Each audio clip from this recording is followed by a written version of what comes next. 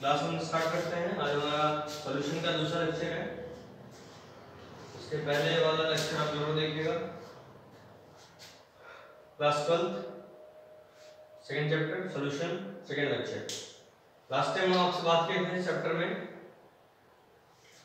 कि daily life में हम मैक्सिमम जो है सॉल्यूशन मिक्सचर वाले सब्सटेंस को डील करते हैं। हम कोई भी प्योर सब्सटेंस डील नहीं करते हैं, रेयरली यूज करते होंगे। और कुछ एलाय के बारे में बात हुआ था, इसमें ब्रास था, आपका एनसीईआरटी में देखिएगा ये चीज। Copper zinc composition, German silver है, कॉपर जिंक निकेल है, ब्रॉन्ज है, कॉपर और टिन है, ठीक है। और बाकी सभी चीजें के बारे में बात करता हूँ। सीधे सीधे टॉपिक पे आते हैं। तो लास्ट टाइम जहाँ पे हम आपको ड्रॉ किया था टेबल 2.1 के बारे में बात हुआ था आपसे, सॉलिड सॉल्यूशन के बारे में। सॉलिड सॉल्यूशन आपके ये पूरी चर्चा हो गई थी लिक्विड और गैस बाकी। लिक्विड सॉल्यूशन समझ में आ रहा होगा, सॉल्वेंट लिक्विड फॉर्म में रहेगा, सॉल्वेंट लिक्विड फॉर्म में रहेगा और सॉल्यूट लिक्विड गैस सॉलिड तीनों में हो सकता है। पहला मैं एग्जांपल उठा रहा हूं जिसमें सॉलिड मिक्स किया गया किसमें, लिक्विड में। एग्जांपल इसका क्या हो जाएगा sir ji, glucose dissolve in water. दूसरा हम उठाते हैं example liquid dissolve in liquid. ध्यान दें इसमें इथेनॉल को मिक्स किया गया है किसमें, वाटर में। तीसरा हम बात करें गैस डिसॉल्व किया गया किसमें, लिक्विड में। एग्जांपल आपका ऑक्सीजन डिसॉल्व इन वाटर। समझ में आ रही बात। तो इसमें एग्जांपल आपको पता ही है कि ग्लूकोज क्रिस्टलाइन फॉर्म में होता है, उसको वाटर में मिक्स करते हैं। इथेनॉल आपको पता है अल्कोहल का सेकंड नंबर है, इसके पहले मिथेनॉल आएगा, दूसरा इथेनॉल है। फार्मूला आपको C2H5OH पता होगा। मिक्स किया गया किसके साथ, वाटर के साथ। इसके बाद हम बात करें तीसरे नंबर पे, तो गैस मिक्स किया गया किसमें, लिक्विड में। एग्जांपल हो जाएगा ऑक्सीजन वाटर। आपने पढ़ा होगा BOD के बारे में, जो कि जब हम मरीन हैबिटेट के बारे में बात करते हैं तो ऑक्सीजन वाटर में डिसॉल्व होता है और वही ऑक्सीजन रेस्पिरेशन में यूज करते हैं एक्वाटिक एनिमल या फिर प्लांट। हम आगे बात करें गैस सॉल्यूशन के बारे में, तो ध्यान रखें गैस सॉल्यूशन में गैस गैस का कॉम्बिनेशन हो सकता है। सॉल्वेंट मैं आपको याद दिला दूं सर, ये गैस फॉर्म में रहेगा सॉल्वेंट, और सॉल्यूट जो रहेगा आपका सॉलिड लिक्विड गैस तीनों हो सकता है। एग्जांपल दे दीजिए इसमें गैस इन गैस है तो ऑक्सीजन सॉल्यूट के फॉर्म में है, नाइट्रोजन में मिक्स किया जाएगा, सॉल्वेंट फॉर्म में है। लिक्विड से भी कौन सा आपका है, लिक्विड हमारे पास है कौन सा, यहाँ पे क्लोरोफॉर्म है, तो मिक्स किया जा रहा है किसके साथ, नाइट्रोजन के साथ। और ये सॉल्यूशन ही यूज किया जाता है एनेस्थीसिया। सॉलिड इन गैस की बात करें, कैंपर यूज किया जाता है किस मीडियम के साथ, नाइट्रोजन गैस के साथ, ठीक है। तो ये हमारा टाइप ऑफ सॉल्यूशन हो गया। तो ये सब और भी एग्जांपल आप इसमें सर्च करिएगा। और अब हम आगे बढ़ते हैं, तो हमारा नेक्स्ट टॉपिक रहेगा जो एक्सप्रेसिंग कंसंट्रेशन ऑफ सॉल्यूशन, जो कि हमारा सेकंड हेडिंग है इस चैप्टर का। बहुत ही इंपॉर्टेंट टॉपिक बनता है ये। और देखते हैं हम, जब सर हम सॉल्यूशन के स्ट्रेंथ के बारे में बात करते हैं, कंसंट्रेशन के बारे में बात करते हैं, तो ध्यान दें सॉल्यूशन के कंसंट्रेशन को हम बता सकते हैं क्वालिटेटिवली, ठीक है, और क्वांटिटेटिवली, ठीक है। क्वालिटेटिव फॉर्म में बता सकते हैं या फिर हम बता सकते हैं क्वांटिटेटिव फॉर्म में बता सकते हैं। लेकिन ध्यान दें हम क्वालिटेटिव के बारे में चर्चा नहीं करेंगे। हम सीधे सीधे जो बात करेंगे किसके बारे में बात करेंगे, क्वांटिटेटिव के बारे में बात करेंगे। और क्वांटिटेटिव जो हमारा एक्सप्रेशन है कंसंट्रेशन का, उसके बारे में हम बात करें क्वांटिटेटिव के बारे में। तो इसको आप इसमें ध्यान रखिएगा हमेशा, हम मैक्सिमम जो बात करेंगे किसके बारे में बात करेंगे, सॉल्यूट के बारे में बताएंगे। ध्यान रखें सॉल्यूशन के कंसंट्रेशन को जब हम एक्सप्रेस करते हैं, दरअसल में हम उसमें सॉल्यूट की इंफॉर्मेशन देते हैं। अब हम सॉल्यूट का इंफॉर्मेशन किसके रिस्पेक्ट में देंगे, ये महत्वपूर्ण पॉइंट है। तो सॉल्यूट का इंफॉर्मेशन देंगे या तो सॉल्यूशन के बारे उसके साथ देंगे, विद रिस्पेक्ट टू सॉल्यूशन देंगे, विद रिस्पेक्ट टू सॉल्यूशन देंगे, या फिर विद रिस्पेक्ट टू सॉल्वेंट देंगे। ठीक है, समझ में आ रही बात? क्वांटिटेटिव पढ़ने जा रहे हैं, expression, consideration of solution. Quantitative इसके बारे में बताएंगे, सॉल्यूट के बारे में, इसके रिस्पेक्ट में, या तो सॉल्यूशन के रिस्पेक्ट में या तो सॉल्वेंट के रिस्पेक्ट में बताएंगे।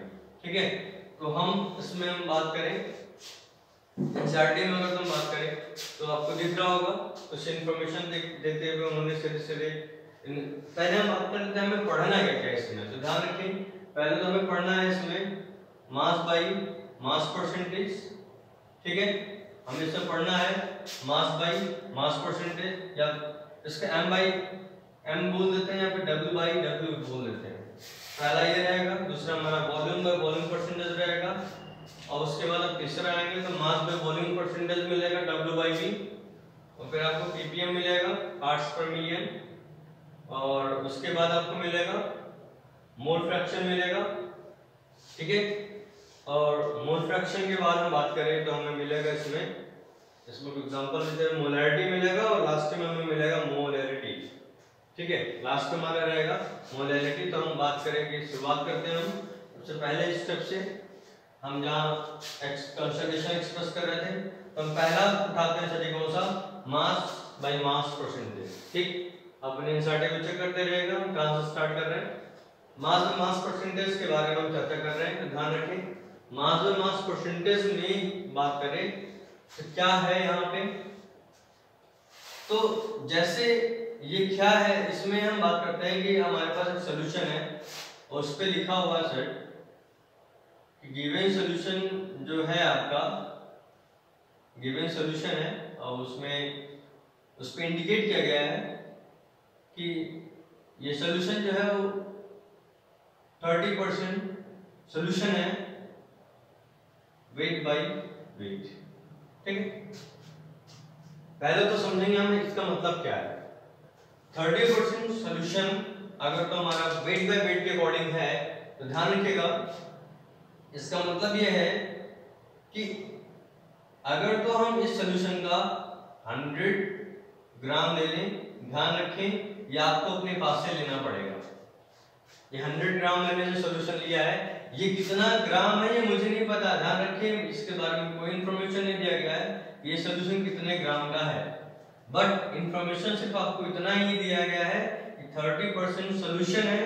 ना ही मैं यहाँ आपको सॉल्यूट के बारे में बात कर रहा हूँ, ना ही मैं सॉल्वेंट डेलीगेट्स की बात कर रहा हूँ, ना ही सॉल्यूशन के बारे में बता रहा हूँ कि कौन है, बट इतना बता रहा हूँ कि सर 30% सॉल्यूशन हमारे पास वेट बाय वेट है, इतना इंफॉर्मेशन आपके पास है। ये आपको अपने पास से एज्यूम करना रहेगा। ठीक है, ये आपके अपने पास से खुद लेना पड़ेगा कि मैंने इसमें 100 ग्राम क्या लिया है, सॉल्यूशन लिया है। ठीक है, इसमें हमने लिया है क्या, 100 ग्राम सॉल्यूशन लिया है। अगर तो 100 ग्राम सॉल्यूशन लिया है और 30% वेट बाय वेट है तो ध्यान रखें इसका मतलब ये है सर 30% जो इंफॉर्मेशन है मैंने आपको बताया था पहले ही, कंसंट्रेशन में हमेशा किसके बारे में इंफॉर्मेशन दिया जाता है, सॉल्यूट के बारे में, यानी 30% क्या है, सॉल्यूट है। तो ऑब्वियस बात है अगर तुम्हारे पास 100 ग्राम सॉल्यूशन है और उसका 30% क्या है, सॉल्यूट है, 30% 100 ग्राम का कौन है, सॉल्यूट अगर तो है तो जो निकल के आएगा आप निकाल भी सकते हैं सर 100 ग्राम का अगर आप 30% निकालेंगे तो कितना आएगा, 30 ग्राम आएगा। ठीक है, यानी 30 ग्राम कौन हो जाएगा आपका, यहाँ पे आप सीधे सीधे बता सकते हैं सर ये 30 ग्राम क्या हो जाएगा, सॉल्यूट हो जाएगा, और रिमेनिंग 100 माइनस 30 दैट इज 70 ग्राम क्या हो जाएगा आपका यहाँ पे सॉल्वेंट हो जाएगा, और आप 70 ग्राम सॉल्वेंट और 30 ग्राम सॉल्यूट को मिला के आप 100 ग्राम सॉल्यूशन पा सकते हैं। तो पॉइंट ये बनता है कि सर कि ये क्या बताया हमने, ये हमने बताया कि कभी कभी आपको क्वेश्चन इस तरह देगा। अब ज्यादातर क्वेश्चन कैसे आते हैं उसको भी देख लेते हैं। ज्यादातर जो क्वेश्चन होते हैं, ये बात समझ में आई होगी मेरे ख्याल से, हमने सॉल्यूशन लिया, कुछ नहीं पता हमें क्या सॉल्यूशन है, सॉल्वेंट क्या है, वाटर है या कुछ और है, कुछ नहीं पता, सॉल्यूट कौन है इसके बारे में भी नहीं पता, 30% इस पे इंडिकेट था, W/W ये सॉल्यूशन था। अब हम इसके बाद ये क्वेश्चन था यहाँ पे और इसका ये सॉल्यूशन था, टॉपिक क्वेश्चन था। ठीक है, समझ में आई बात? ध्यान रखिए। अब आपसे बात करते हैं ये चैप्टर, ये जो टॉपिक है मास परसेंटेज, उसमें हमने थोड़ा सा इंडिकेट किया कि समझने कैसे रहेगा, फॉर्मूला क्या है इसमें लगेगा। ध्यान रखिए, जब भी आपको मास बाय मास परसेंटेज निकालना रहेगा, mass percentage of compound component, ध्यान रखें यहाँ कंपोनेंट भी यूज किया गया है, यहाँ पे आप सोल्यूट भी हो सकता है, यहाँ पे आपका सॉल्वेंट भी हो सकता है, बट मैक्सिमम केस में हम किसके बारे में चर्चा करेंगे, सोल्यूट के बारे में चर्चा करेंगे। ठीक है, समझ में आएगा? मैक्सिमम किसके बारे में बात करेंगे, सोल्यूट के बारे में बात करेंगे। तो जब कभी भी हमें मास बाय मास परसेंटेज निकालना हो, मास बाय मास परसेंटेज निकालना हो तो क्या करेगा, जो भी कंपोनेंट दिया रहेगा उसको एबव लिखिए, अपॉन उसमें डिवीजन डिवाइड करिए किससे, सॉल्यूशन के मास से। ध्यान रखें यहाँ पे इंपॉर्टेंट पॉइंट है कि हम अपर पार्ट में भी मास लेंगे और लोअर पार्ट में भी क्या लेंगे, मास लेंगे। समझ में आई बात? अंतर ये रहेगा, ऊपर जो आप लेंगे मास वो किसी कंपोनेंट का रहेगा, सोल्यूट का या सॉल्वेंट का, डाउनवर्ड जो लेंगे क्या लेंगे आप, सॉल्यूशन का टोटल मास लेंगे। ठीक है, समझ में आई बात? और जब इन दोनों का डिवीजन हो जाएगा लास्ट में इस पूरे वैल्यू में 100 से मल्टीप्लाई करना मत भूलिएगा। समझ में आई बात? इस तरह से आपको आपका क्या हो जाएगा, मास बाय मास परसेंटेज इसी सॉल्यूशन का निकल सकता है। अब हम बात करें इस पे क्वेश्चन कैसे आएंगे, उसको भी देख लीजिएगा। एनसीईआरटी में आपको एक छोटा सा एग्जांपल दिया गया है, जैसे इमेजिन करिएगा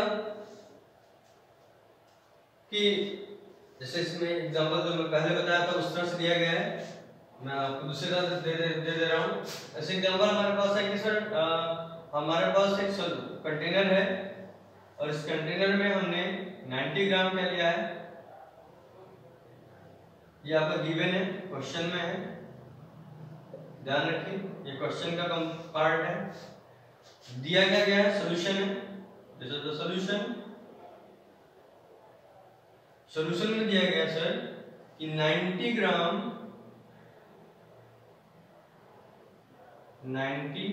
ग्राम आपका क्या है, वाटर है, और 10 ग्राम आपका सर इसमें क्या मिलाया गया है, 10 ग्राम मिलाया गया, 10 ग्राम ग्लूकोज मिलाया गया है 90 ग्राम वाटर में। ठीक है, 90 ग्राम वाटर में ग्लूकोज, फॉर्मूला मुझे मेरे ख्याल से याद होगा, C6H12O6। अब आपको इसका मास बाय मास परसेंटेज निकालना है, तो हम आंसर की बात करें तो ध्यान रखें मास बाय मास परसेंटेज में यहाँ किस कंपोनेंट का निकाल रहा हूँ, मास बाय मास परसेंटेज निकाल रहा हूँ मैं सोल्यूट का। ठीक है, ध्यान रखें मास परसेंटेज आपको कंपोनेंट का बताना पड़ेगा कि किस कंपोनेंट का निकाल रहे हैं, तो हम मास बाय मास परसेंटेज निकाल रहे हैं किसका, सोल्यूट का। तो कैसे निकलेगा सर जी यहाँ पे, तो आपको करना क्या है, जिसका निकालना रहेगा, जिस कंपोनेंट का आपको निकालना रहेगा वही कंपोनेंट आप एबव रखेंगे। ठीक है, अब हम बात करें हमको सोल्यूट का निकालना है, तो ऑब्वियस सी बात है सोल्यूट यहाँ पे क्या है, ग्लूकोज है। तो यहाँ क्या करेंगे, मास ऑफ ग्लूकोज जो दिया गया है वो अपॉन मास ऑफ सॉल्यूशन करेंगे, मल्टीप्लाई करेंगे इससे 100 से। अब हम बात करें मास ऑफ ग्लूकोज कितना है, तो मास ऑफ ग्लूकोज कितना है, 10 ग्राम है, और सॉल्यूशन का मास कितना है, तो ध्यान रखें 10 ग्राम और 90 ग्राम आपको ऐड करना पड़ेगा, 90 + 10 × 100। यहाँ पे क्या हो जाएगा, ग्राम ग्राम ग्राम कैंसिल हो जाएगा। फाइनली आप ऐड इसको सॉल्व करेंगे तो मेरे ख्याल से 100 से 100 आपको कैंसिल आउट हो जाएगा। आपका जो आंसर आएगा कितना आएगा सर जी, वो 10% मास बनेगा, इसका सर जी सॉल्यूशन का बनेगा, जो कि दिया भी गया है सर। आपका जिस तरह से जो सॉल्यूशन बनेगा वो 10% बनेगा। आप क्वेश्चन में यहाँ पे क्या दिया गया है, जो आपका एनसीईआरटी में वो उल्टा चले कि सर 10% ग्लूकोज सॉल्यूशन वाटर में है, इसका मतलब क्या है आपके सामने में दोनों तरफ से दिखा दिया हूँ, समझ में आ गया होगा।